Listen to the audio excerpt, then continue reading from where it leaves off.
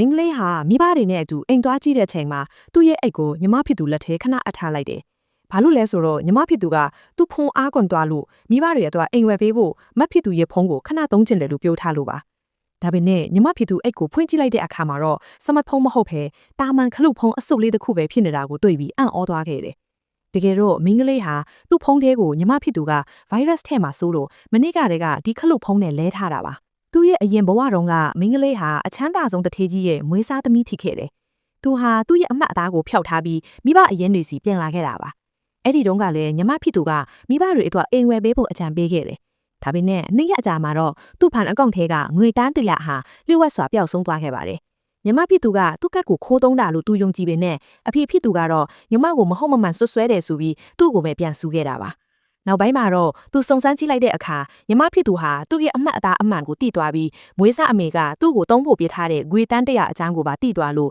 ဖုန်းထဲကိုဗိုင်းရပ်စ်ထည့်ပြီးငွေခိုးခဲ့တာဆိုတာသိလိုက်ရတယ်။အမှန်တရားကိုသိသွားတဲ့အခါညီမဖြစ်သူကိုတွားမေးပေမဲ့ညီမကသူ့ကိုရေထဲကိုတွန့်ချခဲ့တယ်။သူပြန်နိုးလာတဲ့အခါမှာတော့ညီမဖြစ်သူကမိဘတွေအတွက်အိမ်ဝယ်ပေးဖို့အကြံပေးတဲ့နေ့ကိုပြန်ရောက်နေတာကိုတွေ့လိုက်ရတယ်။ဒီတစ်ချိန်မှာတော့ညီမဖြစ်သူကိုထိုက်တန်တဲ့ဖြစ်တန်ပေးဖို့သူဆုံးဖြတ်လိုက်ပါတယ်။အဲ့ဒီအချိန်မှာပဲညီမဖြစ်သူကသူ့ထီပေါက်လို့ငွေတန်းတလာရော့ထားတယ်မိဘတွေအတွက်အိမ်ကြီးတစ်လုံးဝယ်ပေးချင်တယ်ဆိုပြီးနောက်နေ့မှာအတူသွားဖို့ဖိတ်ခေါ်ခဲ့တယ်သူကလည်းချက်ချင်းသဘောတူလိုက်တာပေါ့အဲ့ဒီနောက်မှာတော့သူဟာဖုန်းကိုခလုတ်ဖုန်းနဲ့လဲလိုက်ပြီးသူ့နာမည်နဲ့ရှိတဲ့ပိုင်ဆိုင်မှုအားလုံးကိုဘာမှပိတ်ထားလိုက်ပါတယ်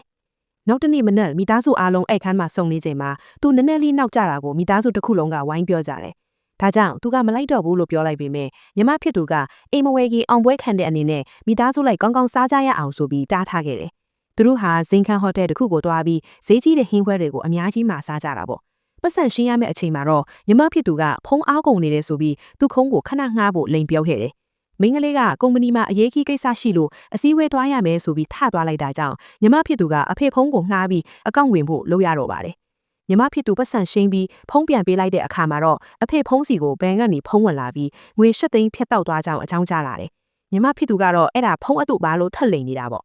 ဒါတွေကိုအကင်ကနေမြင်နေရတဲ့မင်းကလေးဟာအစည်းအဝေးပြီးလို့ခုမှပြန်လာတဲ့ပုံစံနဲ့အခန်းထဲကိုဝင်လာခဲ့တယ်။အဲ့ဒီနောက်မှာအိမ်ဝဲဖို့သွားကြတဲ့အခါမှာတော့ညီမဖြစ်သူကသူ့ဖုန်းကိုထပ်ငှားပြန်တယ်။ဒီတစ်ခါတော့သူကအိတ်ကိုကမ်းပေးလိုက်တာပေါ့။ဒါပေမဲ့အိတ်ခဲမှာခလုတ်ဖုန်းအစုပ်လေးကိုတွေးလိုက်တဲ့အခါမှာတော့ညီမဖြစ်သူဟာဘာလို့ရမှမသိပဲအဲ့ဒီနေရာနဲ့စွန့်အသွားပါတော့တယ်။